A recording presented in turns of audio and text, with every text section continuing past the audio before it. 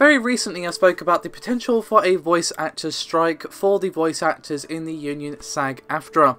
And after a week of negotiations and 19 months of previous unsuccessful negotiations, striking was the only viable option left for SAG AFTRA to ensure the concerns about safer work conditions for the voice acting community were met.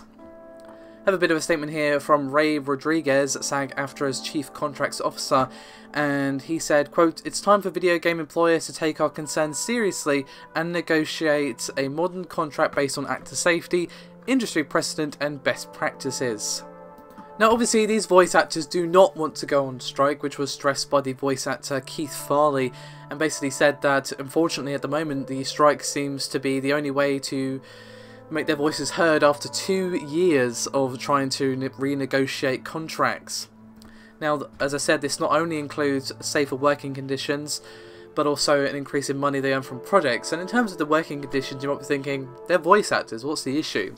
Well, there have been reports of voice actors seriously damaging their vocal cords for strenuous and extensive recording sessions. So, you know, imagine you're someone like myself, obviously I'm not a voice actor, but, you know, my voice is a key component of what I do.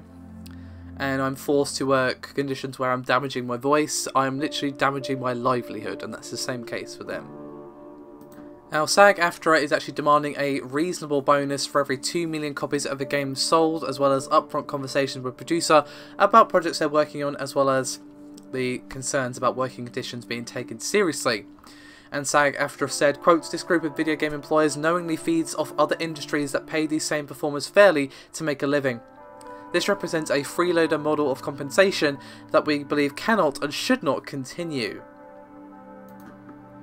Now, of course, the video game publishers and developers that are going to be affected by this are not just going to sit idly by. They have issued a statement via a representative which basically said that it's a self-defeating gesture, and apparently they are saying that going on strike will only further harm their membership, and further reiterated that SAG AFTRA does only represent about 25% of actors working in the industry. However, they have some of the best known voice actors in those ranks.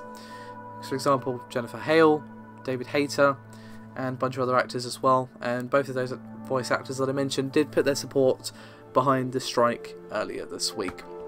And they're also going to be picketing the offices, that being SAG AFTRA members, in front of EA's offices in Playa Vista, California on October the 24th. Now, obviously, no one wanted to come to a strike. They have been trying to come to some sort of agreement for almost 2 years, that being SAG AFTRA and the devs and publishers. So it's not like they've just flown off the handle and done this willy-nilly. They have taken this as an absolute last resort action, as they pretty much said they would about a week ago. They did say that if they didn't come to some sort of agreeable conclusion, that this would be exactly what they'd do. Now, to be honest, I definitely do think that voice actors deserve better treatment. Voice acting can absolutely make or break a game. And of course, bad voice acting can bring even a great game down. And of course, there are countless games out there with horrible voice acting. That the gameplay might be good, but if the voice acting is bad, it's just too painful, you can't watch it.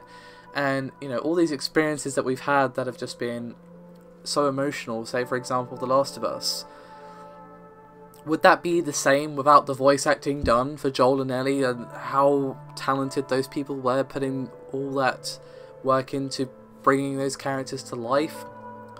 You know, is Leon Kennedy the same now that they replaced the guy who did his voice in Resident Evil 4? Frank West is not going to be the same now that they've replaced his voice actor with the upcoming Dead Rising. You know, voice acting does matter. It is a huge component, an undervalued component, to be honest. Now, I'm not sure about the royalties thing, because I'm not a lawyer, to be honest. I don't understand the complexities of that system, but they obviously should be rewarded for their work, and they should be treated more fairly and honoured more than they are. They are very much swept under the rug, unfortunately, with how they're just sort of thrown out and replaced, even for iconic characters like, for example, Frank West. You know, even a character like him is just not immune to this, unfortunately. So they definitely do deserve better treatment, but I'm torn on the whole royalties thing. To be honest, it would require so much research to fully understand that, how much they're asking for. Is it actually reasonable? Would it be a problem for smaller developers? Would it be a problem even for AAA developers? You know, video games already cost millions of dollars to make. That budget needs to go down, not up. You know, it's not just a simple case of black versus white or whatever. So it is a complex situation, but hopefully we can actually come to some sort of better solution, to be honest. But for the moment, they are on strike, and the video game publishers and devs don't seem all that concerned. But we shall see whether or not this actually has an impact. Only time will tell. Thank you very much for watching, and I'll see you next time.